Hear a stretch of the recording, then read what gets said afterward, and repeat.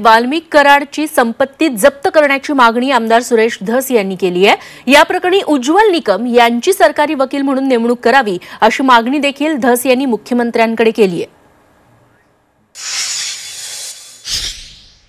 आता कोर्टाकडे त्यांनी परमिशन मागितलेली आहे यांच्या प्रॉपर्टी सीज करण्याची। साधारणतः या आठवड्यामध्ये किंवा जास्तीत जास्त पुढच्या आठवड्याच्या ही न्यायालयीन बाब आहे, त्याच्यावरती मी टिप्पणी करू इच्छित नाही, परंतु लवकरात लवकर त्यांच्या प्रॉपर्टीज ह्या अटॅच झाल्या पाहिजेत।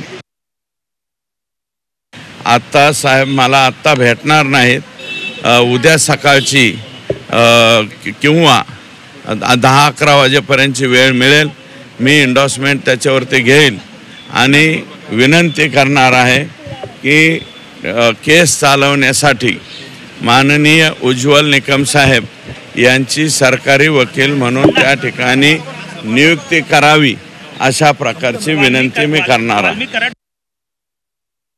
या राज्याचे कर्तव्यदक्ष मुख्यमंत्री सन्माननीय देवेंद्रजी फडणवीस साहेब यांनी घेतलेल्या ॲक्शनमुळं, दाखवलेल्या तत्परतेमुळं शेवटी CIDच्या समोर वाल्मिक कराड यांना शरण यावं लागलेलं आहे।